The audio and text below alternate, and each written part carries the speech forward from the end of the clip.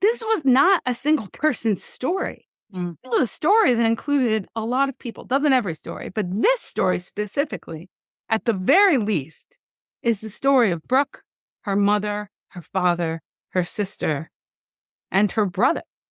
We're not all named in this story, but, I just thought to myself, who among us can take such seeming tragedy and say, individually and collectively, we are going to do the opposite of what is expected of us?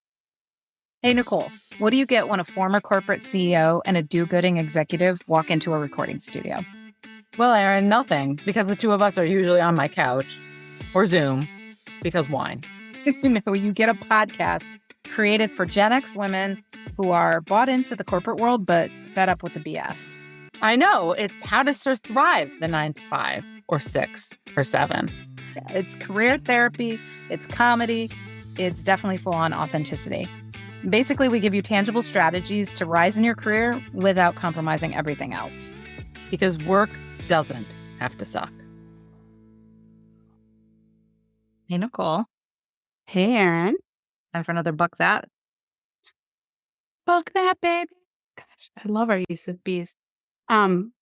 We are back to Bucket in this new experiment that we have. And today, now, I get an opportunity to tell a story that is meaningful to me, which is exciting. And the point of this is to share a story of people or, groups of people who've done something that's sort of different than the norm, and to think about, the lessons in that. And part of this is Aaron and I, we've had a lot of conversation. We've seen a lot of things. We've experienced things. And now we're kind of looking past everything we've all experienced ourselves or adjacent to, and we're seeing all of these things in the world. And so I chose a story that was actually really meaningful to me, and I'm going to try to get through without absolutely falling into a puddle of emotion. So a week or so ago, I came across an obituary. I mean, leave it to me. I'm like Wednesday Addams, right? Like, wait. You can we start there? Do you regularly read obituaries or all the time? It's like a major news source for me. You really do? Oh yeah. I mean, I would say if there's one, other than the New York Times Daily Podcast, I think obituaries are probably the thing that I read the most. I've known you for 20-some years. I did not know this. I'm a curious interloper in other people's lives, right? And there's such a nice tidiness to obituaries. It's like start, middle, end. Like, wow, exciting. And there's always a bit of drama, sometimes flair, even a bit of embellishment. Really, really love me some obituaries. I mean, they're really compact stories. So I am a reader of obituaries. In fact, I just sent one around to my family today. So yes, indeed. I like a Wednesday Addams of the podcast world loves a good obituary.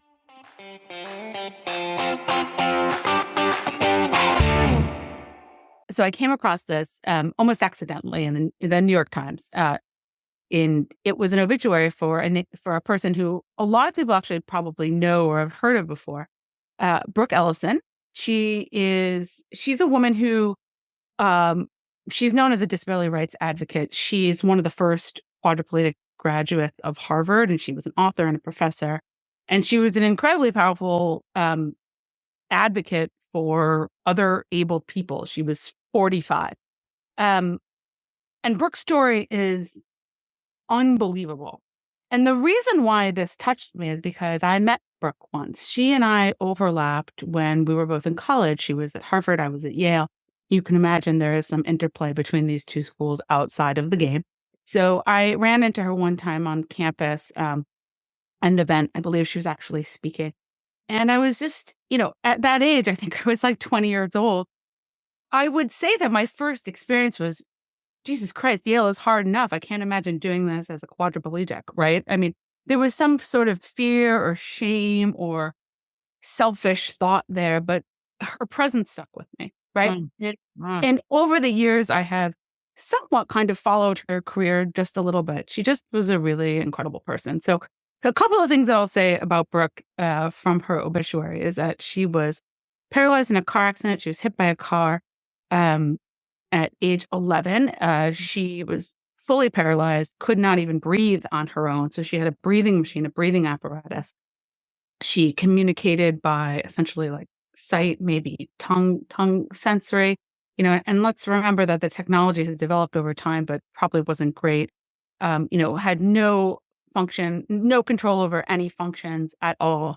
And was essentially a prodigy of a child, a genius intellect at an early age. And so imagine what that must have been like for her to suddenly be this lively 11-year-old girl, be suddenly trapped in this body, and to think potentially that everything that she wanted in this world come to the end. I mean, the fact that she survived is that is bucking the trend as it is. I mean, very likely, medical science saved her and prolonged her life for 3 decades. That in itself is a miracle. The thing that got me about the story, and the obituary is beautifully written. It is humble and it is compassionate and it honors her memory. But it also mentions the people who made this truly possible for her. The thing that got me, that really struck me, was how they talked about her family. And they didn't say much. It was not the story of Brooke's family. But Brooke's mother, her very first day as a teacher was also her last day as a teacher. It was the first day of school when this accident happened. And from that point on, she dedicated her entire life to Brooke. Harvard outfitted her dorm room so that she could have all the medical equipment she needed to be a full-time, fully engaged student. And her mother lived with her. She actually went to all of her classes, not just for her undergraduate, but for her graduate degree at the school. I think it's the School of Public Health as well, or Kennedy School of Government. So Brooke spent something like 6 years in college, and her mother was there. And then it wasn't just that, but then it mentioned casually that her father and her 2 siblings, one of them was younger, would visit them every weekend. And what struck me at this is like this moment when this family was facing its worst crisis, something that would literally destroy most people, I think, or make them give up or have a sense of limitation. I don't know where this family found its strength or fortitude or resources or even just their compassion. But the fact that they pulled together as a family to make sure that Brooke could be the incredible transformational person that she was intended to be. This was not a single person's story. It was a story that included a lot of people. Doesn't every story, but this story specifically, at the very least, is the story of Brooke, her mother, her father, her sister, and her brother.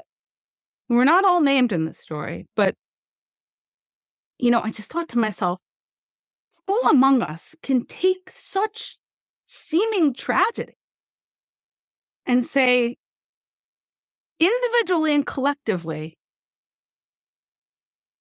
we are going to do the opposite of what is expected of us. To be small, to live small, to survive. We are going to do the opposite. We are going to be vocal. We are going to demand action. We are going to be engaged. We are going to show up. We are going to the best university in the world. We are going to have, this person is going to have a career. And we as a family are going to be joyous, successful, and intact in all of this. It is not just Brooke's story and this obituary that got me, but it was the story of this whole family and what her success really symbolized. And it is just so different than how the story could have been. This could have been an obituary of an 11-year-old. Right. Could have been an obituary of a 45-year-old who was essentially a vegetable and left to rot. It could have been a story of a divorce and second marriages and siblings with addiction issues or therapy. And who knows? But it does not appear to be that. It appears to be something much bigger than. And that is a story. When I read that obituary and I thought about that woman that I met 25 years ago, like, what an amazing person to have crossed paths with ever so slightly, and to think that they would touch my life and the life of others in so many ways decades later. Their death, but also their life.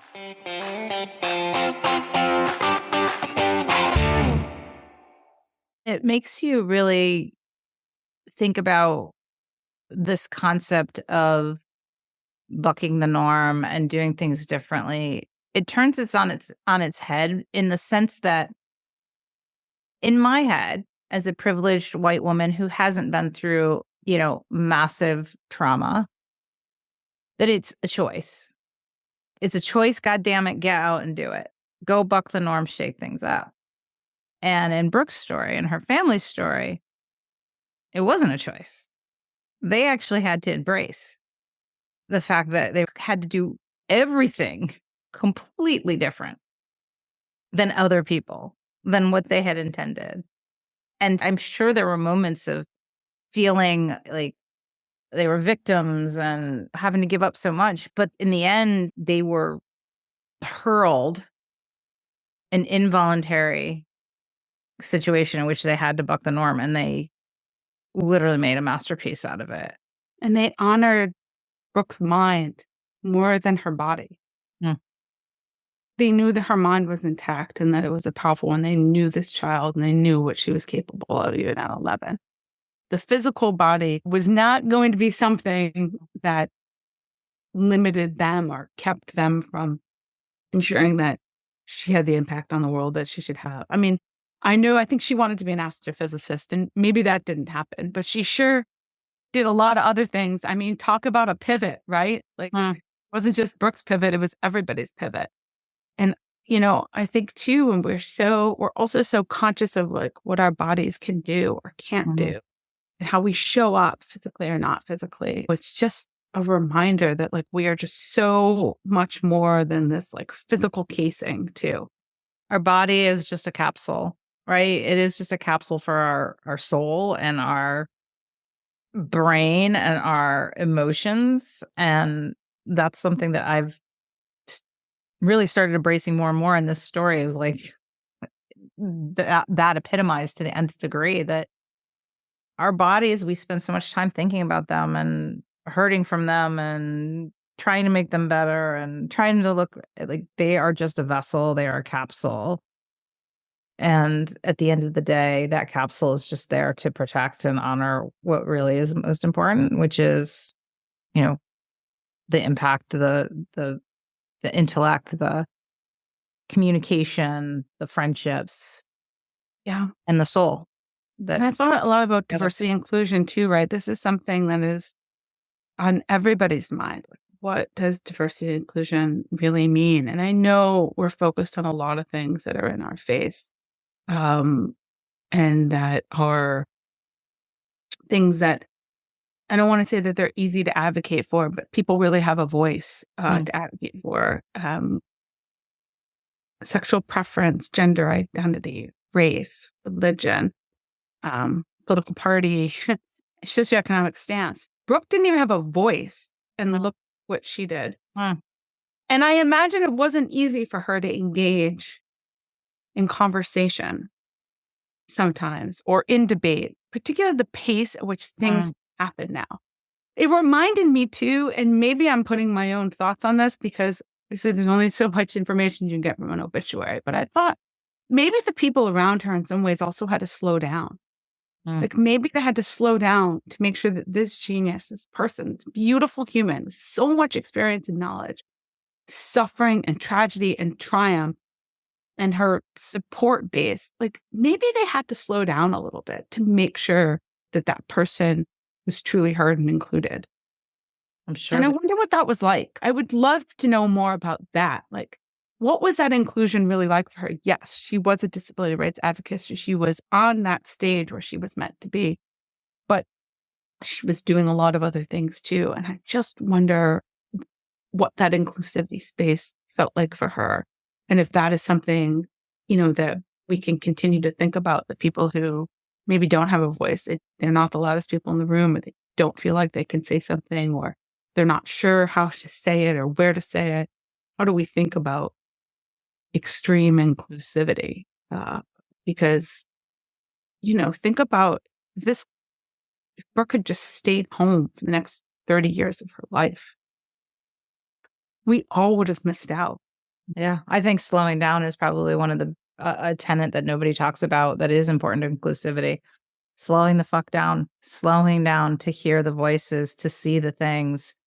And sometimes literally, like you said, they literally, I had a friend who died from ALS, and I remember towards the end how much you had to slow down. And I remember watching people that weren't good at it because it took Matt so much time to get things out.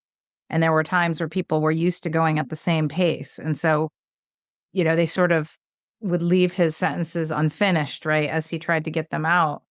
And I remember thinking, like, literally, we have to slow down. Like, we have to slow our brains down. We have to be more patient. We have to, like, change the pace in which we interact so that we can include Matt in our conversations. And I think, it's not always that extreme. But I think slowing the fuck down to include others is a really big lesson that probably can be taken from this. I think so too, because just because something is slow doesn't mean that it's not important or urgent. And we mistake urgency a lot for action, right? In our urgent, we throw out ideas, we do things, we pick from the list, we start enacting. We got to get to doing the things we want to demonstrate our impact. Slowing down can really, I think, ensure some measure of sustainability and success, because it's really not it's often not how much you do or all the different initiatives you do. It's really about how do people feel, right? Because inclusivity is often an internal effort, right? You're trying to do something in a closed community, essentially, right? Yes, it could have an impact on your business. Certainly, it could, impact performance or, have an impact on the bottom line. But essentially, it's something that is for the people that are sitting around that table. What's the harm in slowing down to make sure that it's really impactful? I mean, especially if you want it to be embraced and seen as impactful. So Brooke really reminded me, of that it was worth my time to slow down when I met her, to take notice, and all these years to pay attention just a little bit to what she was doing in the world, and then to think about everything that she and her people, her community, did to make sure that her voice was heard. It's just phenomenal. May we all be loved and cherished and mentored so much. And kudos to you for slowing down and reading obituaries. They're very efficient. Like the Reader's Digest version of life. It's really, really good. I highly recommend. I'm hiring you to write mine one day. I'll write your biography and your obituaries. I am known to give great eulogies. There are certain people in my family who disagree with that, but I am the eulogy giver. Yes.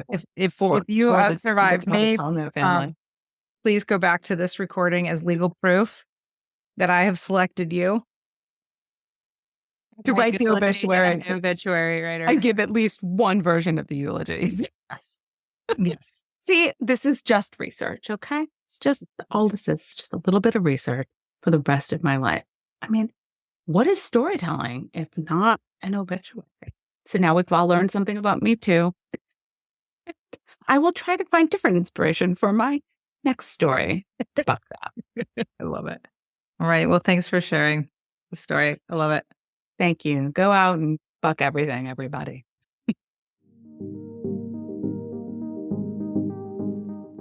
Hey, it's Erin. Look, I'm not sure if you're a book kind of person, but if you are, and you're looking for a self-development-y type book that isn't stuffy and snoozy, I sincerely think you'd love my book, You Do You-ish. I tossed aside the standard BS most nonfiction books dish up, and instead, I give you real, sometimes tough love coaching on how to think about getting the career you deserve without working harder. It'll reframe how you think about the concept of authenticity in the workplace. It'll be sure that you hear and rewrite your sucky songs and walk you through my humans framework, the 6 principles of strategic authenticity. Since it's been rolling now for over 2 years, and it has over 130 Amazon reviews and a 4.9 rating, I can say with complete sincerity, I really think you'd love it. You can buy a copy by searching You Do You-ish on Amazon or head to the show notes for a direct link.